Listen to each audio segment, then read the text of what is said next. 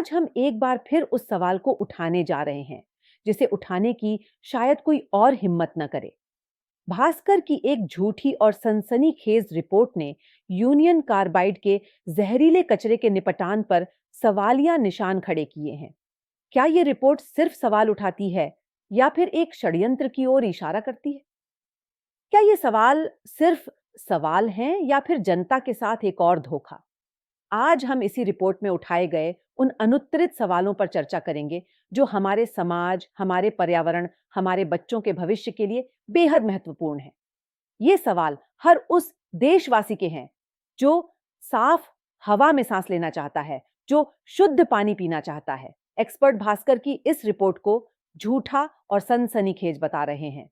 तो असली बात क्या है? मध्य प्रदेश हाई कोर्ट ने इस खतरनाक कचरे को हटाने का आदेश दिया था। पब्लिक सेफ्टी और पर्यावरण की सुरक्षा के लिए ट्रांसपेरेंसी और साइंटिफिक तरीके से काम करना बहुत जरूरी है। लेकिन भास्कर की रिपोर्ट ने लोगों में डर और अविश्वास पैदा कर दिया है। अब कई लोगों को लगता है कि कचरा हटाने का प्रोसेस सेफ नहीं है। इसलिए रामकी इंडस्ट्रीज जो कचरा हटाने का काम कर रही है, उसके खिलाफ लोग प्रदर्शन कर रहे हैं। यह विरोध हाई कोर्ट के आदेश के काम में बहुत बड़ी रुकावट है जो पर्यावरण की सुरक्षा के लिए जरूरी है। अब आप सोच रहे होंगे कि रामकी इंडस्ट्रीज के 12,600 लाख रुपए के कॉन्ट्रैक्ट का क्या होगा? क्या यह कैंसिल हो सकता है? और अगर ऐसा हुआ तो इस काम की जिम्मेदारी कौन लेगा?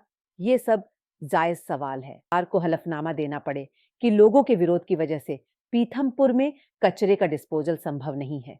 इसका मतलब है कि नए कॉन्ट्रैक्टर के साथ और नए आदेश के साथ फिर से शुरुआत करनी होगी। इन सब से किसको फायदा होगा और किसको नुकसान? इन सवालों के जवाब आइए मशहूर पर्यावरणविद डॉक्टर सुभाष पांडे से जानते हैं।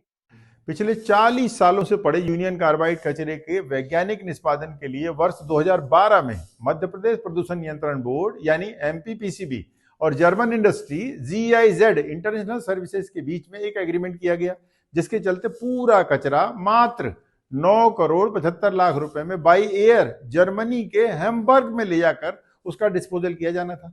किंतु एमपीपीसीबी और मध्य प्रदेश सरकार को न जाने क्यों ये कॉन्ट्रैक्ट बड़ा महंगा लगा और बाद में यही ठेका वर्ष 2024 में रामकी इन्वायरो इंजीनियर्स लिमिटेड को 126 करोड़ रुपए में दे दिया गया।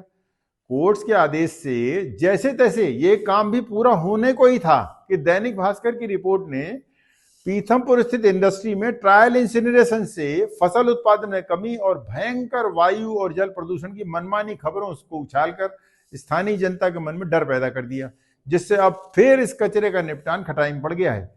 तो अब क्या होगा?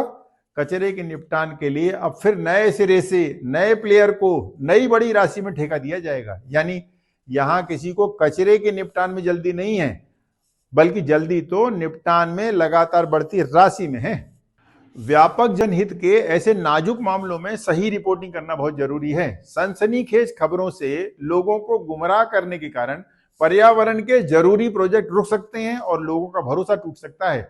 आखिर में भास्कर की रिपोर्ट ने न सिर्फ बेवजह डराया, बल्कि एक संवेदनशील प्रक्रिया को और भी जटिल बना दिया। जिम्मेदार पत्रकारिता बहुत जरूरी है, खासकर जब बात पब्लिक हेल्थ और सेफ्टी की हो। अगर आपको इस वीडियो की जानकारी अच्छी लगी तो डिस्क्रिप्शन में दिए गए लिंक पर हमारा पिछला वीडियो जरूर देखें, जहां हमने भास्कर की विवादास्पद रिपोर्ट पर और ज्यादा बात की है।